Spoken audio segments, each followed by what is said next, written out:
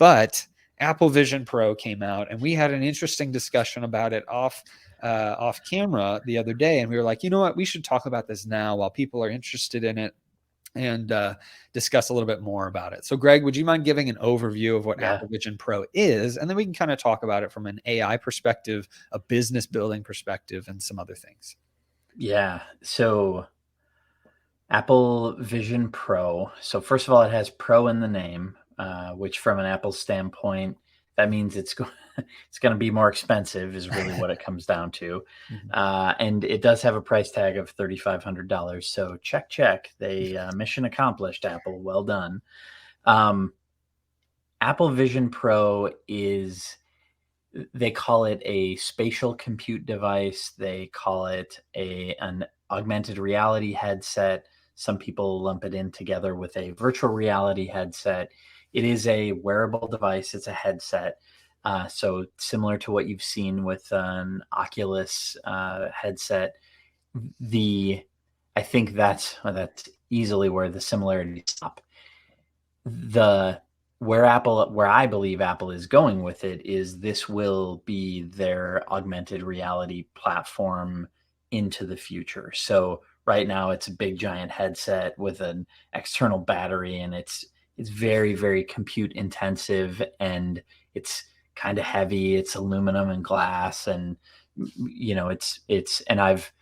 most humans have never seen it or touched it. There you can watch a number of reviews on the internet.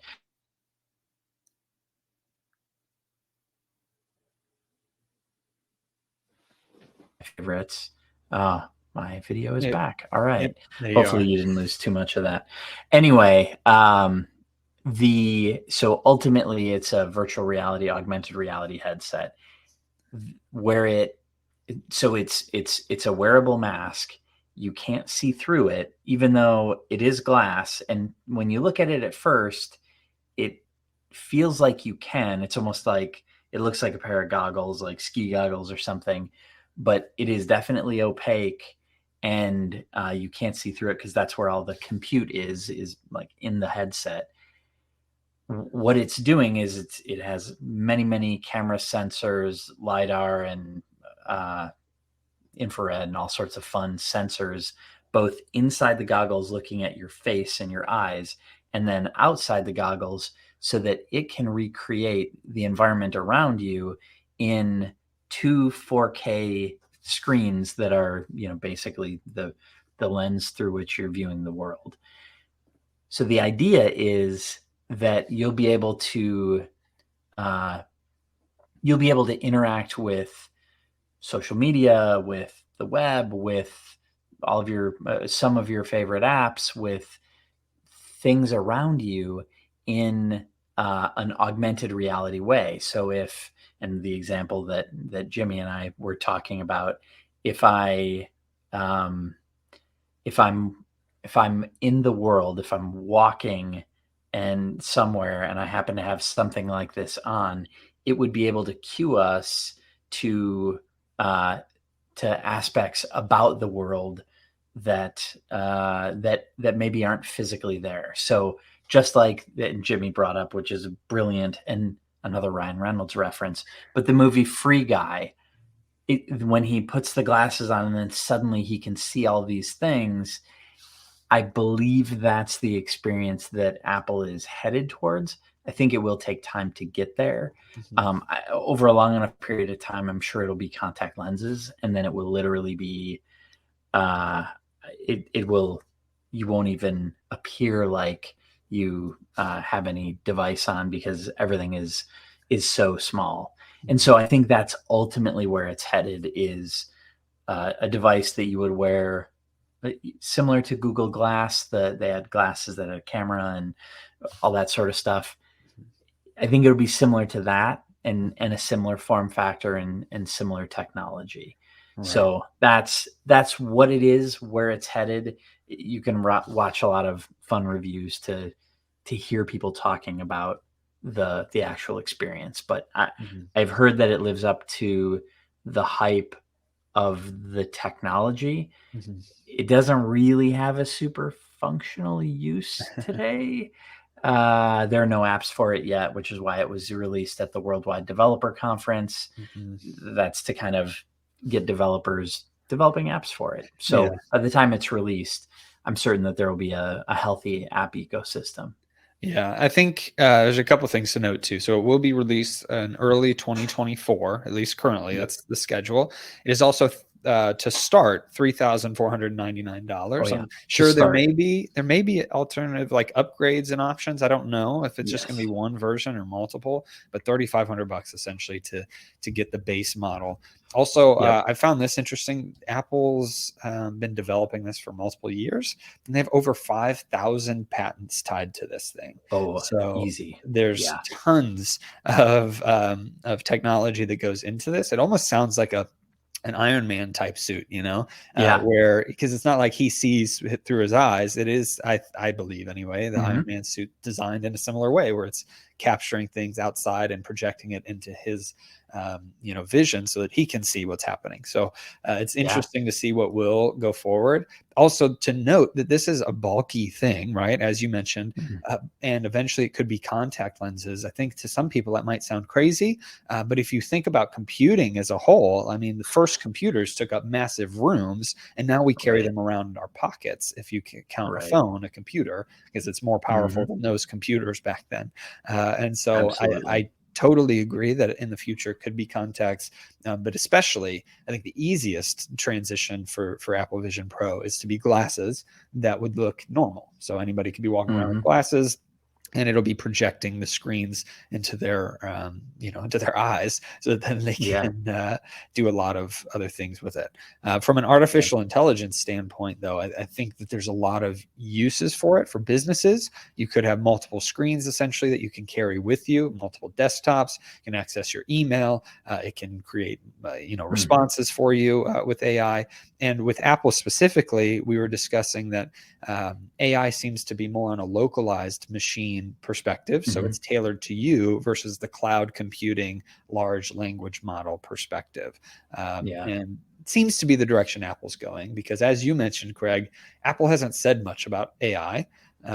They really have kept their mouths shut about it, even while the world has been blowing up with it. And so it's Hmm. interesting to see. And I'm Yep. curious what their plans are moving forward, especially with something like this, too. Yeah, and I agree with you. The fact that they didn't have so OpenAI came out with ChatGPT, launched that to the world, and you could hear the repercussions throughout the tech industry as everybody did one of a number of things. Google said, "Oh, we have something too. Here's Bard," and then they kind of put that out there to not be one upped by OpenAI, and then suddenly everyone else thought, "Oh yeah, we're just gonna incorporate machine learning algorithms or whatever into our software, and then we're just going to call that AI too." And so I get where I understand the marketing behind it. I understand that everybody feels the need to play the Me Too game, but I love the fact that Apple basically chose not to. And they they just largely ignored the large language model view of AI, and I think it's because they have a much longer time horizon that they're focused on. They've been in development for years, and we're still probably a few years before we start getting models of Vision Pro that are that are useful to normal people. And I think uh, Marquez Brownlee, MKBHD, I think he said it perfectly when he said, "This is a rich person's toy," and or something to that effect. And he also said it's a developer's muse, meaning this will light the fire for some developers to make some really really cool things. Yeah. But overall, it's a typical Apple V1 product. Hmm. It doesn't apply to everyone, Right.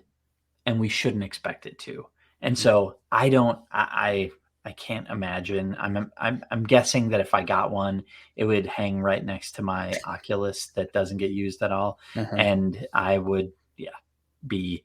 And instead of having spent a couple $100 on it, I would have spent a couple $1,000 on it, Mhm. and I would be much more disappointed. But I don't know. I'm. We might see more about it in the next 6 to 12 months that Yeah. change my point of view. Right, exactly. And this is a product that early adopters for technology will want to purchase to test it out Yes. and say that they owned the first Apple Vision Yep. Pro. And to me, it's Apple's going to be gauging the usefulness of it, and they're going to be making it better and better every time. And most Absolutely. likely every year they'll come out with the next version, like they do with everything else. And um, Right. I am of the opinion typically with technology that I wait a round or two because I don't want to spend the most money for something that has a bunch more glitches. But it is kind of a fun toy. So who knows? Maybe I'll see it and I'll be like, hey, this is going to be useful. It's going to save me a bunch of time. I can do more work.